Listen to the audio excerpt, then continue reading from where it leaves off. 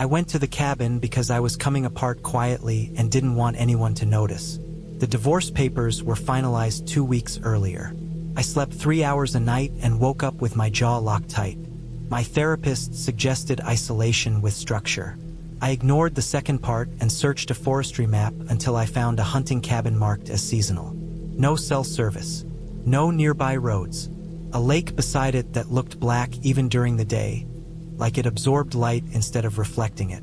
The drive ended miles before the cabin. I parked beside a locked gate and carried my supplies in a sled the last stretch. The forest felt dense but not dramatic. Tall spruce, wind-packed snow. The quiet had weight.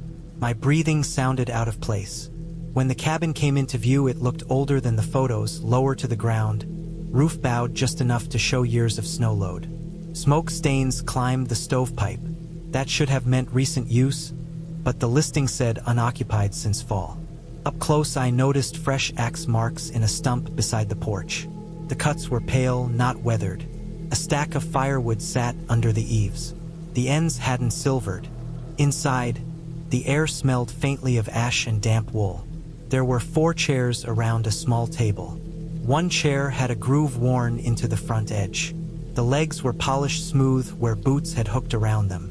The others looked barely touched. I told myself cabins get used unevenly.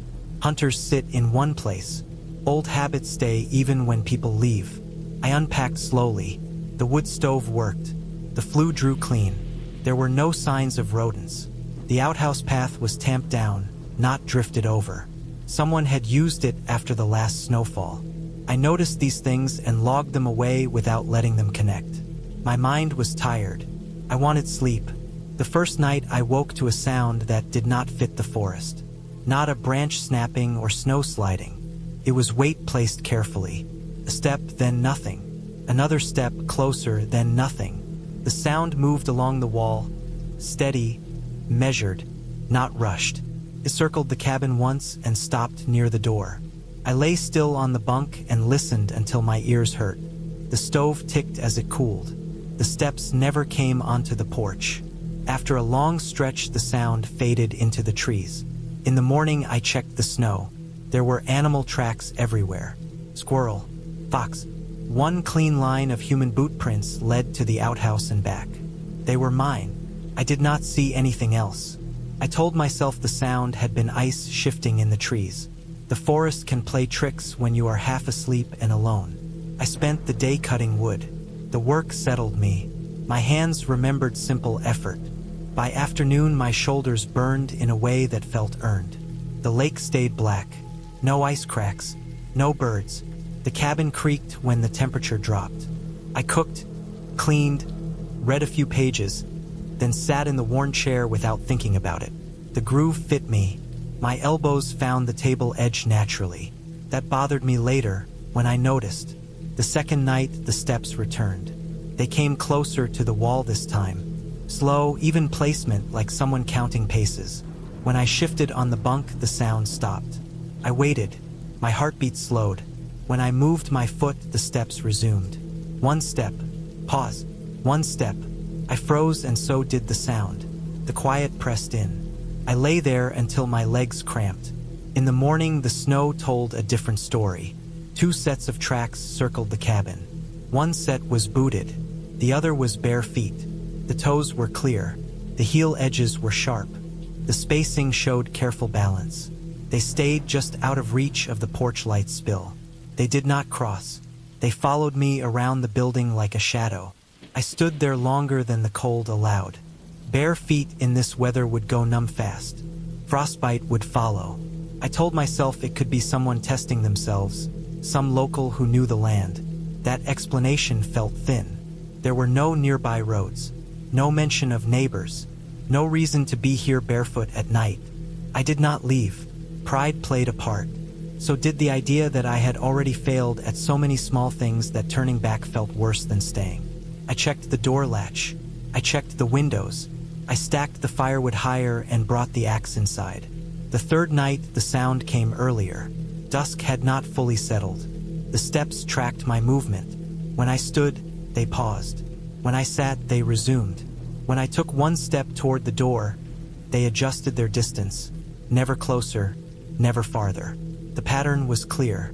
Whoever it was wanted me to know they were there and wanted control. That clarity did something to me, cut through the fog. Fear sharpened into focus. I stayed still for hours. The steps stopped. Snow fell lightly. I waited until my legs shook and then moved toward the window in one smooth motion. The steps scraped once, a mistake, then corrected. That sound carried weight and intention. Not an animal. I did not sleep. At first light, I found the tracks again. 2 paths. One bare, one booted. The bare feet had small cuts now. Drops of blood dotted the snow in a careful line. Whoever it was had been here for days. The firewood stack made sense. The worn chair made sense. This was not a chance encounter. The cabin was not empty. I was the new variable. I packed quickly. I did not rush. Rushing leads to mistakes. I loaded the sled and checked the perimeter. No movement. The forest looked the same as it had every other morning. I locked the cabin out of habit and felt foolish doing it. Halfway to the gate, I saw the bare footprints cross the trail ahead of me. They angled toward the lake. I followed at a distance, staying downwind without thinking about how I knew to do that. The prints led to a low rise near the shore. There, tucked behind Windfall, was a lean-to built of spruce boughs and plastic sheeting. Inside were food wrappers, a sleeping pad, a pair of boots, and clothes folded with care. A notebook lay open. The pages held dates and times.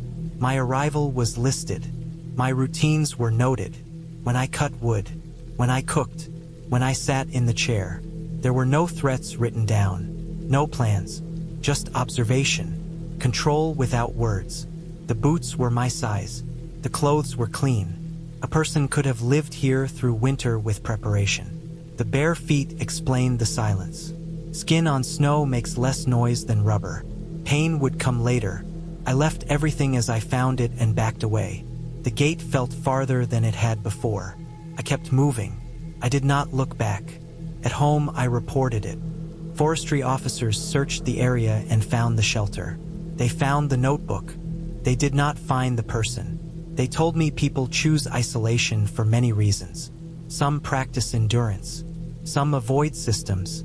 Some watch. The explanation fit the evidence. A person had been living there, using the cabin when empty, learning its rhythms. I arrived during a transition and became the focus. The circling was not random. It was measurement. The freezing was testing response. The bare feet were a method. I sleep more now. I keep lights on at night. I sit in different chairs. The quiet does not feel clean anymore. It feels watched. When I think about the lake, I remember how it never reflected me, how it took everything in and gave nothing back. That feels accurate. I didn't rent the cabin. I found it while surveying land I inherited after my father died. The deed listed acreage, easements, and boundary bearings, but no structures. I needed to walk the line myself before filing anything. I carried a compass, flagging tape, and a topo map printed so many times the contour lines had gone soft. The day was clear. The air smelled like resin and old needles. The forest felt ordinary until it didn't. The trees tightened without warning. Pines stood closer than the spacing shown on the map. Their trunks bore long, pale scars at the same height, as if something heavy had pressed and slid along them again and again. No trail led through that patch. The ground dropped a little and stayed damp. My compass needle wavered, then settled. I followed the bearing anyway. The cabin appeared without a lead-in. No path, no cut brush, no cleared approach. It sat back from a shallow rise, tucked where the ground flattened. The wood was gray and dry, boards cupped from decades of weather. Square-cut nails held the siding. The roof sagged along one seam and had been patched with tin that did not match. The door hung straight and opened with a dry sound that suggested it still fit its frame. Inside, the air was cold and clean. No rot smell, no mold bloom. The floor had been swept at some point, then left alone. 3 bunks lined one wall, each worn in a different way. One mattress dipped deep at the center. Another had its ticking replaced with canvas. The third had been rebuilt from planks and rope. Someone had slept there more than once, then someone else, then another. The stove was small, cast iron, ash-free. The pipe rose through a collar cut too wide, then sealed again with newer metal. Every window drew my eye. None matched. One had thin glass with waves that bent the view. One held thicker panes bedded in dark putty. Another showed fresh glazing beads and clear silicone smeared where the frame had split. Each sill carried scars, chips in the wood, dents at the corners, marks that suggested impact from outside rather than age. I ran my hand along one sill and felt a notch that had been sanded down, then painted, then sanded again. I checked the floor for soft spots and found none. Under the center bunk, one board sat a shade higher. It lifted with a flat tool and gave up a ledger wrapped in waxed cloth. The paper smelled of oil. The entries ran across years that did not line up with any record I knew. The handwriting stayed steady, then changed again.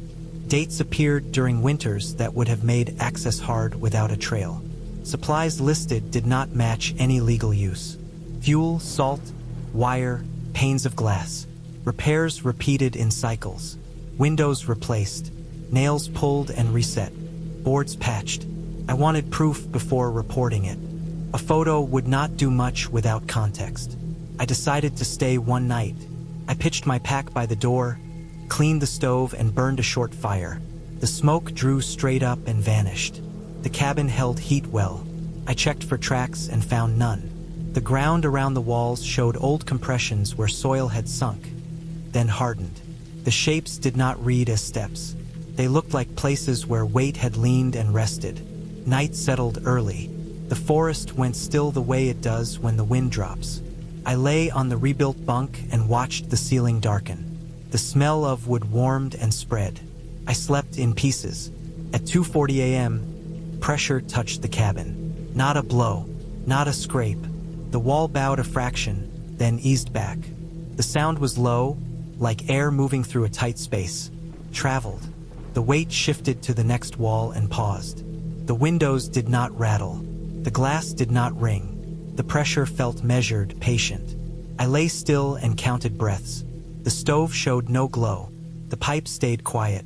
The weight moved again. It tested the corner where two walls met, then the far side, then the door. Each stop lasted long enough to learn something. The floor creaked once near the sill and went quiet. No steps crossed the ground. No leaves moved. The pressure carried the sense of a body leaning in, shoulder first, then adjusting.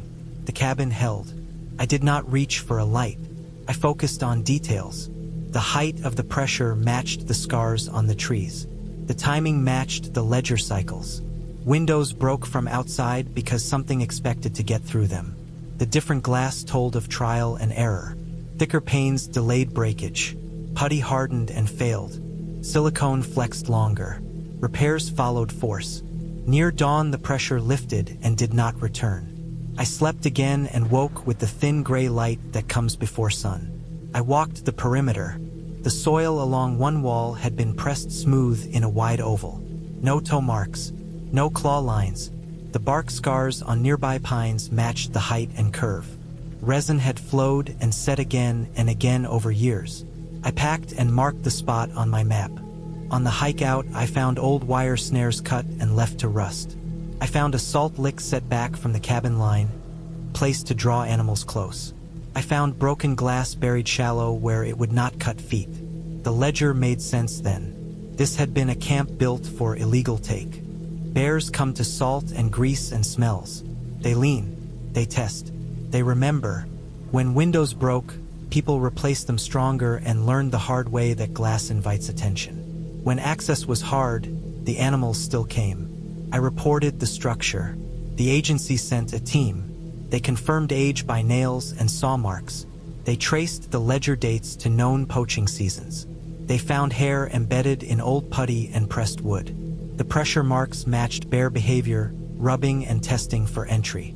The cabin was dismantled and burned under permit. The land was cleared of attractants. The scars on the trees stayed.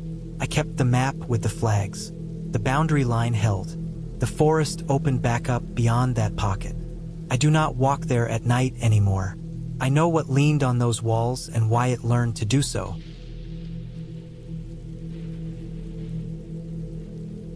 My brother Mark called the cabin his safest place. He said it the way other people talked about hospitals or churches. He fished there, drank there, hid there when his marriage collapsed. When he died in a one-car accident on a county road 2 hours south, I drove up alone to close it for winter. I told myself it was a practical trip. Shut off the propane, drain the pump, nail plywood over the windows, lock the door, leave. The road in was already half frozen. The last mile had no plow marks. I parked where Mark always parked, nose toward the lake, tires in the same shallow ruts he'd worn over years. The cabin sat back from the water on short stilts, cedar siding gray and furred with ice. Smoke stains clung to the stovepipe. I unlocked the door and the smell hit me at once. Wet wool, motor oil, burnt coffee. It was exact. It felt like opening a coat closet that still held his jacket. I moved through the place slowly, turning on lamps, checking corners. Everything sat where he left it. Tackle boxes stacked by size. A dented pot on the stove with a ring burned into the enamel. His boots by the door, toes split at the seams. I unplugged the radio and wrapped the cord. I set his mug upside down in the sink and noticed the crack along the rim that he'd taped with electrical tape instead of throwing it out. The guest log sat on the small table under the window. It was a cheap spiral notebook with a fishing lure taped to the cover. I almost missed it because Mark never kept records. He said writing things down invited attention. I opened it to the first page out of habit. Most of the book was blank. Then I reached the last page and stopped. The handwriting was Mark's. Same heavy pressure, same crooked slant. He misspelled the same words the same way. The dates were wrong. They came after the day he died. Short notes filled the page. Movement near the waterline. Ice loud at night. Don't sleep through the noise. I checked the pen. It was his pen, blue ink, chewed cap. The ink was dry. The page wasn't smudged. I flipped back. No earlier entries. Just that one page written over a span of days that no longer belonged to him. I told myself it was simple. Dates get written wrong. People reuse notebooks. Grief does things to pattern recognition. I closed the book and put it back where it was. The lake was already skinned with ice. A thin layer, clear near shore, milky farther out. I walked the edge with my hands in my pockets. Snow from earlier in the week had drifted into scallops against the reeds. No footprints, no tracks that made sense. The sun sat low and flat, and the trees across the water stood black and close together, their bases hidden in shade. I worked until dark. I shut off the propane and cracked the lines. I drained the pump and left the taps open. I covered the windows from inside. The hammer strikes loud in the small room. When I finished, I cooked a can of soup and ate it standing up. The smell of it mixed with the cabin smell and made my throat tighten. I slept on the couch with my boots by my head, the way Mark used to. Sometime after midnight, I woke to a sound on the lake. It wasn't a crack or a pop. It was slow and uneven, a dragging sound, steady, like a heavy sack being pulled by one arm. Crossed the ice in short pulls, stopped, then started again. I lay still and listened until my ears hurt. The sound reached the shore and paused. Then there was nothing. In the morning, the lake was louder, the ice shifting with the sun. I walked down to the water, drag marks cut across the snow, 2 shallow grooves with a wider smear between them. They led from the lake up to the tree line and stopped there. No return trail, no prints beyond the edge of the woods. It looked like whatever made them had stood up. I followed the marks into the trees. The ground was hard and bare under the needles. I found blood on a rock, dark and dried. A few yards farther, a strip of fabric snagged on bark. It was canvas, green, torn clean. I recognized it. Mark had a jacket like that. I told myself 100 men owned the same jacket. I packed up faster after that. I didn't read the guest log again. I nailed the last window and loaded the truck. As I locked the door, I noticed fresh scratches on the lower siding, shallow and parallel, at a height that didn't match an animal's back. I took the key with me and drove out before noon. I didn't sleep much when I got home. The sounds from the lake replayed themselves when the house was quiet. A week later, I drove to the sheriff's office and asked for the accident report. I read it twice. 1 car crash, fire damage, no dental records. The body identified by wallet and ring. I asked to see the property inventory. The jacket wasn't listed. I went back to the cabin with the sheriff the following weekend. We followed the drag marks again, now faint under new snow. In the woods, we found a makeshift shelter built low to the ground with branches and a tarp. Inside were food wrappers, empty bottles, a camp stove. A notebook lay under a rock. It was the guest log. The last page was filled in blue ink. The sheriff found a man later that day at a nearby boat launch, hypothermic and injured, with a fractured leg and burns along one arm. He had Mark's face in a way that made the world tilt. He had lost weight and hair and part of his ear. He said nothing to me. The sheriff told me the accident had thrown him from the car before the fire took hold. He crawled away and hid because he thought his wife had sent someone to find him. He survived by fishing through the ice and dragging himself back to the woods when the lake made noise he couldn't sleep through. I closed the cabin for winter after that. I removed the guest log and burned it in the stove. I fixed the siding and erased the scratches. I locked the door and left the key with the sheriff. Mark lived and he didn't. Both were true. The lake froze hard and clean. There were no more drag marks in the snow. October of 2012 sits clear in my memory because of the way the light looked out there. The eastern Oregon high desert does not soften anything in the fall. The sky feels wider. The shadows stretch longer. Sound carries farther than it should. We were 3 hours from the nearest paved road, bouncing along a 2-track that barely showed on a forestry map. The map showed a square symbol labeled as a cabin, but there was no name, no note, nothing in the margins. We were elk scouting ahead of rifle season, trying to learn migration routes and bedding areas before the weather pushed them down. There were 3 of us, all with experience in rough country. We had been camping and hunting together for years. We carried rifles, packs, and glass, and we moved with the confidence of people who knew how to take care of themselves. None of us expected what we found. The cabin sat in a shallow draw below a line of rimrock. Juniper and sage wrapped around it, thick enough to hide the structure until we were nearly on top of it. The wood was gray and checked, but not rotten. The roof was tin and still straight. No trail led to the door. The windows were dusty but intact. The place looked used but not abandoned. The door was unlocked. That alone felt strange, but not alarming. Plenty of hunters leave places unlocked in remote country. Inside, the cabin smelled like cold wood and canned food. There was a table bolted to the floor, a pair of bunks, a small propane stove, and a shelf stacked with cans. Beans, stew, peaches, corn, all within date. There was a generator outside under a piece of plywood. The fuel smelled fresh. On the second pull, it came to life and settled into a steady hum.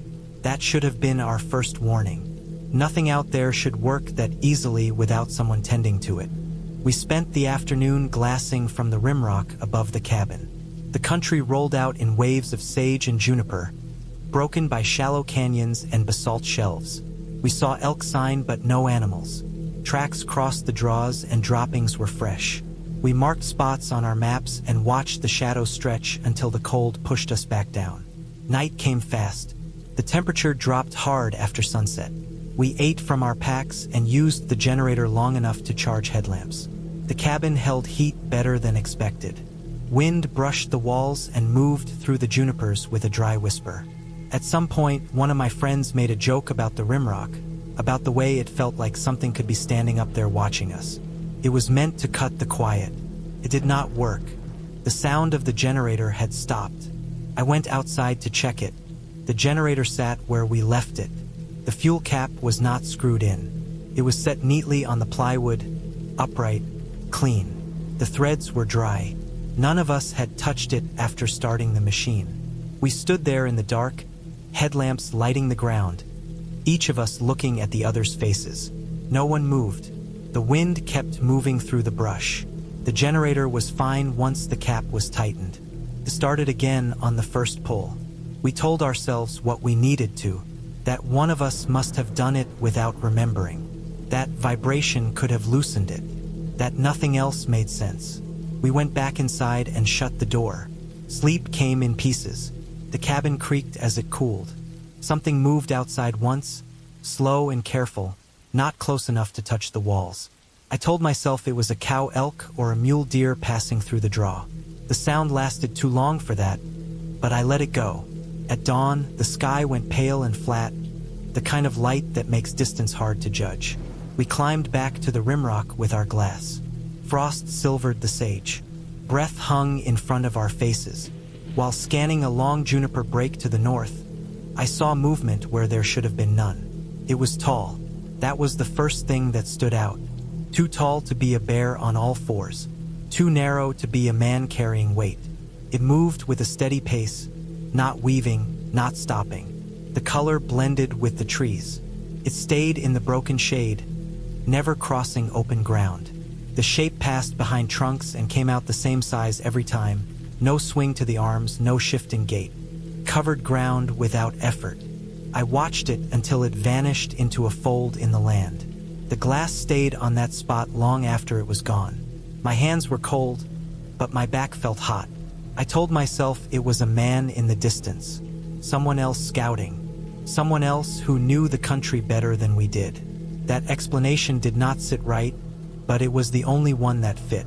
We spent the day moving through the draws, checking tracks, marking wallows, staying busy. None of us mentioned the morning sight. The cabin waited below us, quiet and still. By late afternoon, the wind picked up and carried a smell of dust and dry plants. Clouds built low on the horizon but never came over. When we returned at dark, the ground around the cabin showed tracks we had not noticed before. Our boot prints from the day before were there, clear in the soft dirt near the door. Next to them were more prints, the same size, the same tread, the same wear marks. They overlapped ours exactly, heel to toe, matching stride length and angle. They did not wander. They did not hesitate. They followed our path to the door and stopped. We checked our boots. Each of us had a different sole pattern. The prints outside matched mine. I walked the perimeter with a headlamp. No other tracks showed leading in or out. The ground beyond the immediate area was too hard to hold detail. The junipers stood still. The rimrock above us held its shadow. We locked the door that night and did not run the generator. The dark pressed closer without its hum. Every sound felt sharp. Sleep did not come. I lay on the bunk, staring at the ceiling, listening to the wind scrape along the tin roof. At some point, something brushed the side of the cabin. Not a hit, not a scratch, just a slow contact, as if someone had leaned in to feel the wall. It moved on after a moment. Morning came gray and cold. None of us said much as we packed. The air felt thin, like a storm was waiting just out of sight. We did not glass. We did not scout. We loaded the truck and left the cabin as we found it, door locked, supplies untouched. The drive out felt longer than it should have. Dust followed us in a pale ribbon. When we reached the highway, the tension eased enough to breathe. Weeks later, after the season ended, I kept thinking about the cabin, about the food, about the generator, about the prints. I went looking for answers the only way I knew how. I started with land records and old maps. The cabin did not show on newer surveys, but older ones listed a line camp built in the 1970s by a ranch that no longer existed. The land had changed hands, then been folded into public ground. The cabin was never removed. I found a man at a feed store in a small town who recognized the description. He had worked fences in that area years before. He told me, without being asked, that someone still used the place. A former ranch hand who never left the country when the operation shut down. A man who lived light, moved with the seasons, and avoided towns. A man who watched hunters from the rimrock to learn their habits, who followed tracks to see how people moved, who tested ground by stepping exactly where others stepped. Not to scare them, but to know them. The fuel cap made sense then. A quiet test. A way to see if we noticed small changes. The steady figure in the junipers fit someone who knew every fold of that land. The prints were practice, not a threat. A way to measure distance, weight, balance. We were guests in a place someone else still claimed, even without a deed or a name on a map. The fear came from stepping into a routine we did not understand. I have not gone back. The country is wide, and there are other places to hunt.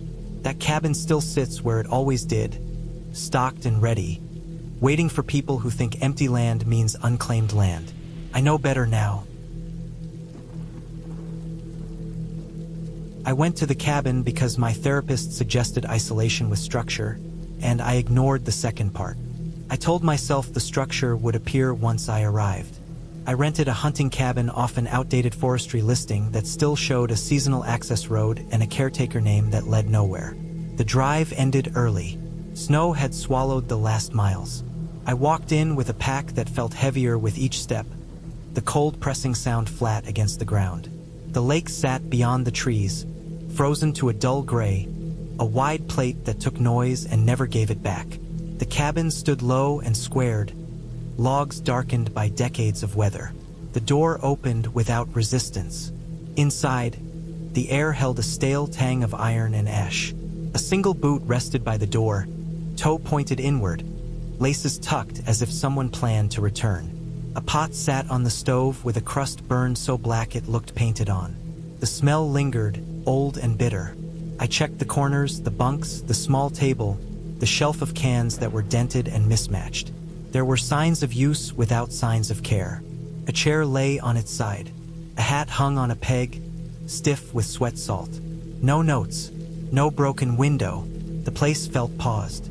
Outside, snow lay smooth except for my own path and a set of tracks near the cabin wall. They began halfway between the trees and the cabin, crisp impressions pressed down through a crust. They stopped near the door and did not leave. No trail approached them. No trail continued away. I told myself wind can erase paths and preserve others. I told myself the lake eats sound and the trees hide movement. I stacked wood, started the stove, felt the heat settle into the room like a held breath. The first night passed with the expected work of cold. The stove demanded attention. The wood popped and settled. I slept light and woke often, the silence pressing in. At exactly 3:17 a.m., I woke because the heat vanished. The stove sat dark. The coals looked dead, gray as dust. I fed it wood until my hands ached, coaxed flame, waited. The heat returned slowly. I blamed the draft. I blamed myself for not packing enough seasoned logs. The second night did the same. I checked my watch when I woke to the cold and saw the minute again.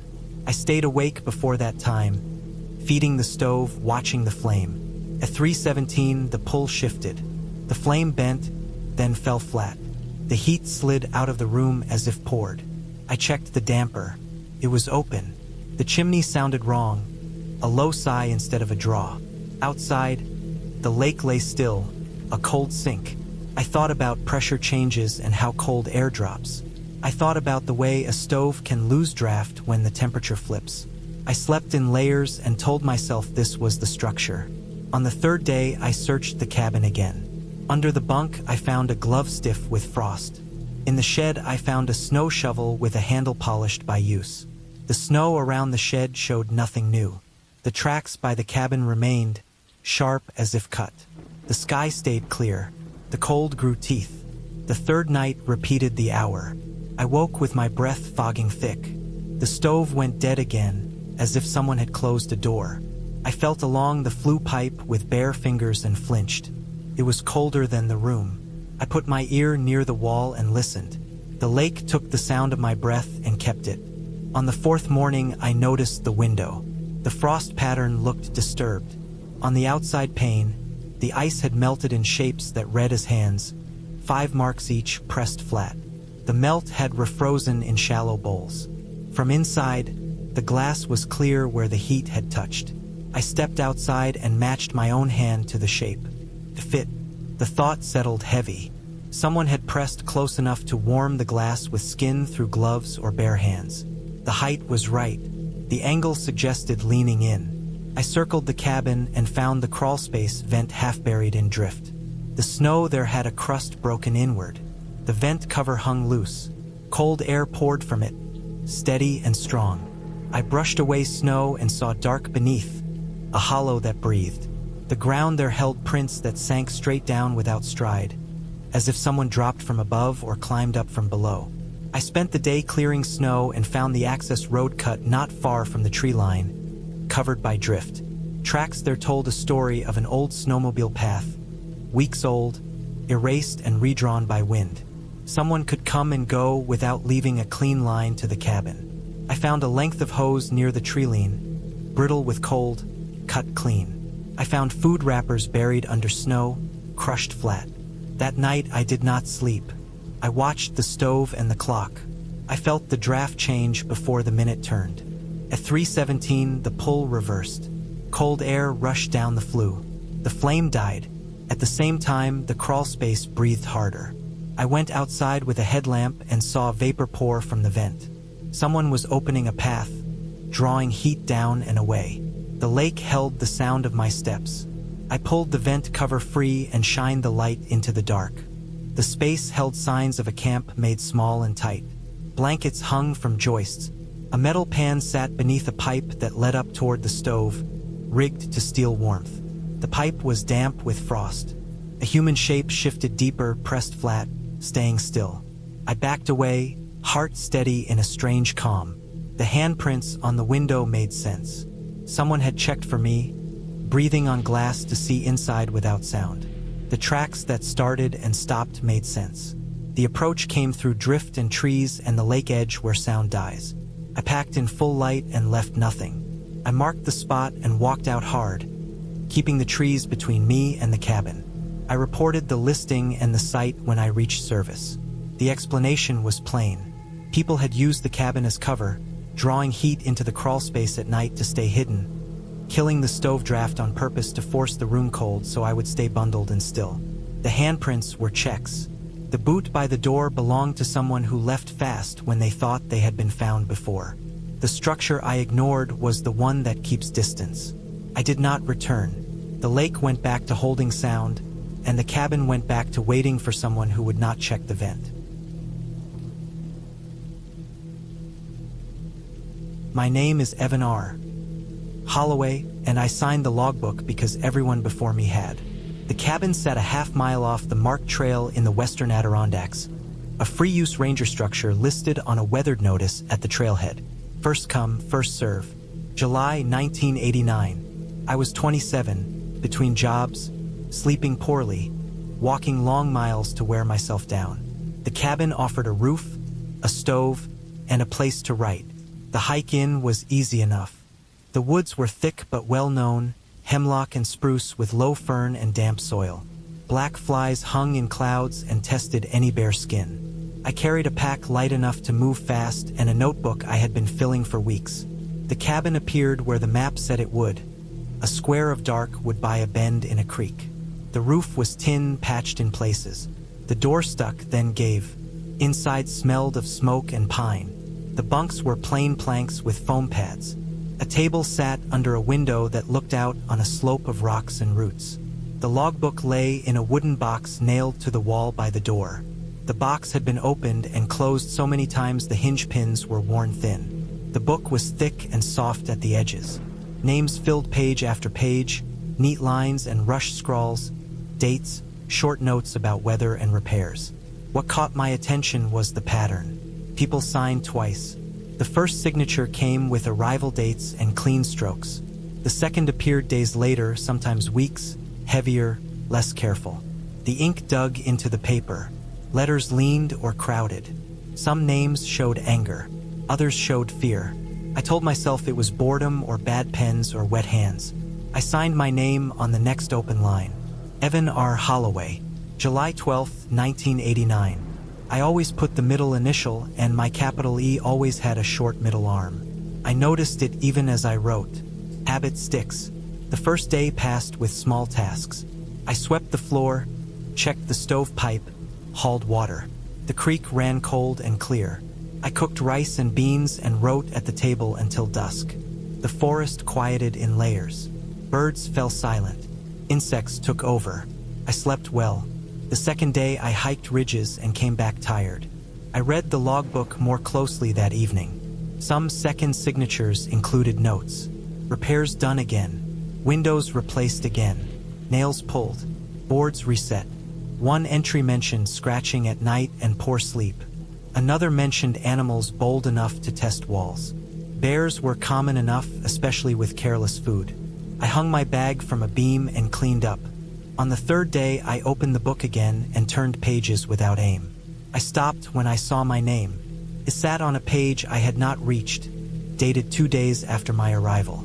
Evan R. Holloway, July 14, 1989.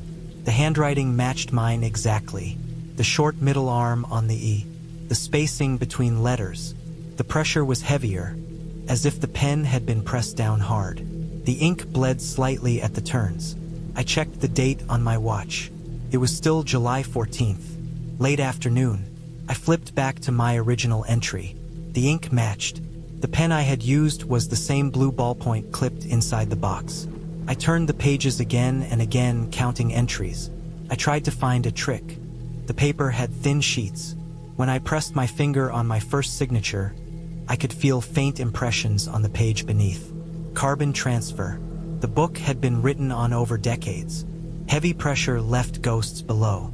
If someone wrote my name later on a page above, it could press through. But the order was wrong. My second signature sat ahead of my first. I closed the book and set it back in the box. The cabin felt smaller then, though nothing had changed. I walked outside and stood by the creek until my breathing slowed. The woods were the same. Light slanted through branches. Nothing watched me. That night I cooked early and cleaned everything twice. I lay on the lower bunk by the wall that faced the slope. Sleep came in fits. Near midnight, a sound brushed the outside wall. A slow scratch, not sharp, not fast. It dragged along the boards at the height of my bunk. It stopped when I stopped breathing. I noticed that without meaning to. I held my breath and the sound paused. I breathed again and it resumed. The rhythm lined up more than once. Then it moved a foot to the right and tested again. I did not reach for the light. I listened. The sound was wood on wood, with a dull grit beneath. Claws could do that. So could a stick pushed by weight. The animal did not huff or snort. It did not step. It leaned and drew pressure along the wall, learning the give of the boards. Bears do that. They test for weakness. They learn schedules. They learn breathing. The scratching went on for a long time. It moved to the corner, then the window frame. It traced the sill where old repairs showed. The cabin held. Near dawn, the sound faded downslope. I slept after that and woke stiff and calm. In the morning, I checked the wall. Fresh marks ran along the boards, shallow and wide. The window frame showed a new scuff. On the slope, rocks had shifted. No clear tracks, just pressed earth where weight had rested. I opened the logbook and studied the pages again with care. The paper was thin. When a heavy hand wrote on a page, the impression carried several sheets down. The order of pages mattered. Someone before me could have written my name on a later page as a warning or a joke, pressing hard enough to imprint through to the page I would reach later. But the ink was there, not just the impression. Then I noticed something else. The page numbers penciled at the corners did not run straight. A section had been rebound at some point. Pages were out of sequence. The book had been repaired the way the cabin had been repaired, with what was on hand. My second signature sat on a page that belonged earlier in the book but had been moved forward when the binding was fixed. The date order made sense then. The ink matched because it was mine. The pressure matched because the animal had kept me awake, and my hand had been tight when I wrote later. I checked my notebook. I had written my name on a fresh page the night before, testing a pen, pressing harder than usual out of irritation at the scratching. The logbook lay open beside me then. The thin paper would have taken the transfer. When I signed the log again that morning, angry and tired, I had pressed hard. The page shift made it look like a prediction. I packed up and left that day. At the trailhead, I reported the activity and the book. The ranger later confirmed bears had been drawn to the cabin for years by careless food. Repairs followed damage. The logbook had been rebound twice. Pages moved. Names appeared twice because people signed on arrival and again on departure, often tired, often upset. The scratching lined up with breathing because the animal paused when Saond paused. I do not think about the cabin often now. When I do, it is with the knowledge that patterns form when people and animals share a place long enough. Ink presses through paper. Pages shift. Weight tests walls. Fear tightens a hand. Everything fits when you lay it flat.